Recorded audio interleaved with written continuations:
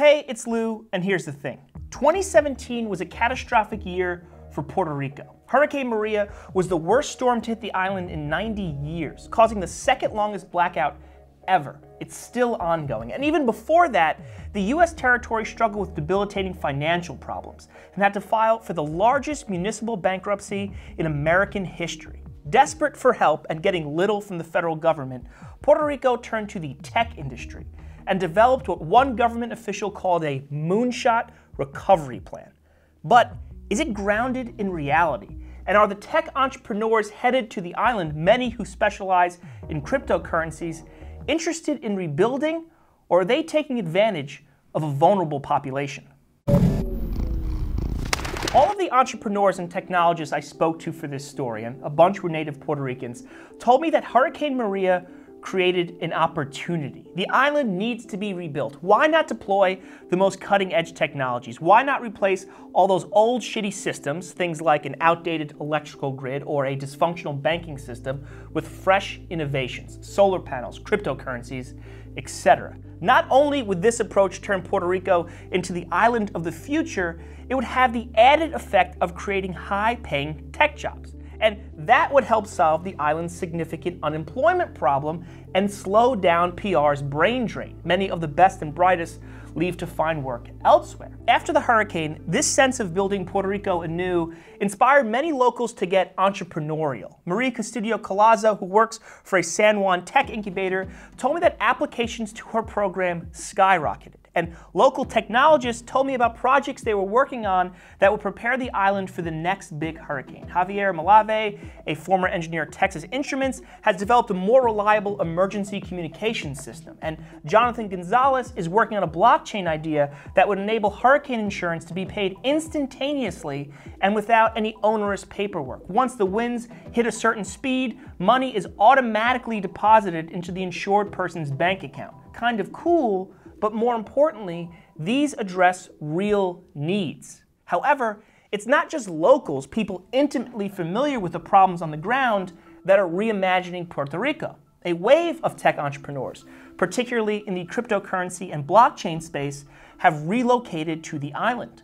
One crypto investor said he expects 500 crypto entrepreneurs to relocate there within 12 months. These folks, many of whom are freshly minted millionaires or even billionaires, are attracted to Puerto Rico for two main reasons. The first, financial incentives. In order to attract new industry, Puerto Rico has created a business-friendly tax system. Puerto Rico? Oh!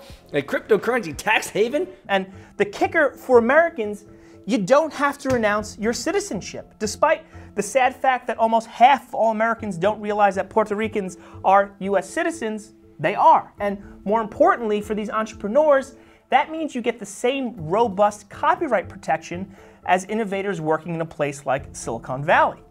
The second reason for all these migrating entrepreneurs, Puerto Rico, in desperate need to rebuild, is a laboratory ripe for experimentation. Salim Ismail, a well-known American technologist who's part of Puerto Rico's new crypto scene, told me that normally governments and corporations fight changes to the status quo. That's why it's so hard to deploy exciting new technologies. Institutions and politicians are almost allergic to change, except when they have no choice. Puerto Rico doesn't really have a choice.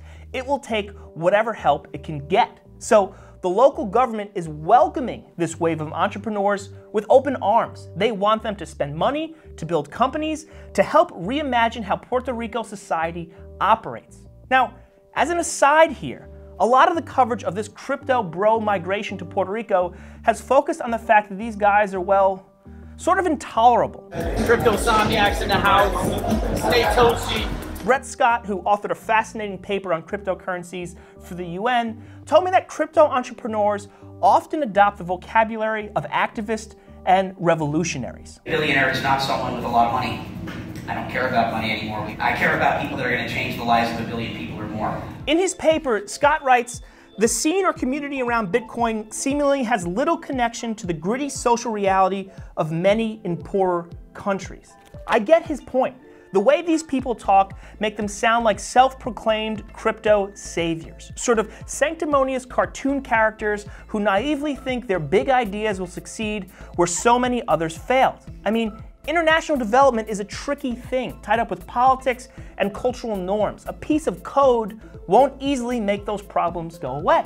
But, Scott points out, crypto advocates are mostly true believers, and if they have real solutions that can help people, so what if they're a little ridiculous? So what if they're also getting extremely rich in the process? As Ishmael told me, I don't care about optics, I care about fixing problems. But I digress.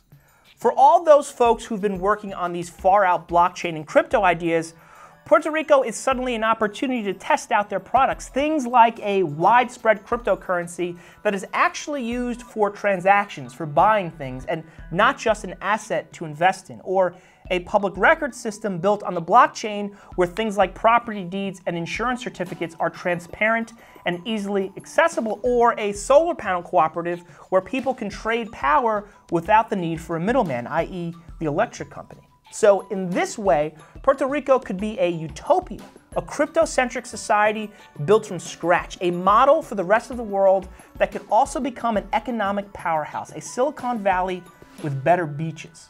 But, critics wonder, is a desperate island really the most responsible place to experiment, to try unproven things?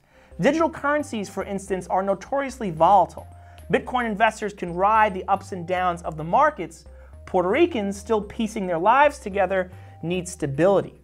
And while fancy tech solutions might benefit them in the long run, right now they need basic things like reliable energy and help with home improvements. They need meals and their schools to reopen. In addition, a lot of these crypto entrepreneurs are looking to buy land in PR. A group of them have taken over an old children's museum. They are trying to establish their own docks and airports. What happens when locally born people own less and less of the island? What happens to the character of the place, its soul, its identity? And as outsiders accumulate more land, more clout, and more political power, will the government be more interested in serving them and their interests, or the needs of everyday Puerto Ricans? Keep in mind, much of Puerto Rico's current economic crisis is connected to American investors who are trying to pull their money out of the island. Are these crypto bros just the latest round of financial colonialists and vultures? These questions are as yet unanswered. It's too early to tell. The native Puerto Ricans I spoke to are all hopeful that the new wave of crypto entrepreneurs can help the local community by sharing knowledge, injecting capital into the economy, and figuring out creative ways to improve infrastructure. Javier Malave said he hopes that crypto entrepreneurs allow Puerto Ricans to take the lead. Puerto Ricans are in the best position to identify the problems and understand the solutions that might be the most effective, that could actually be adopted and change lives. Salim Ishmael told me, that's the plan, collaboration and respect.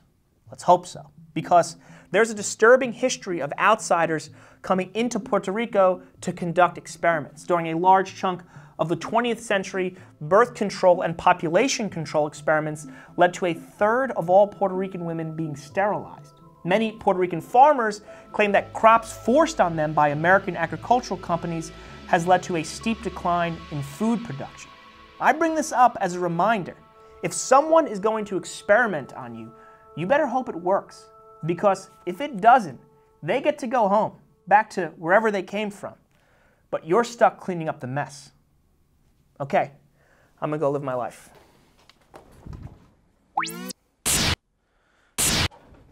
By the way, in a previous video on Beme, Chris profiled a local Puerto Rican who is using his tech savvy to build DIY solar panels to help with that ongoing power outage I talked about. Check the video out.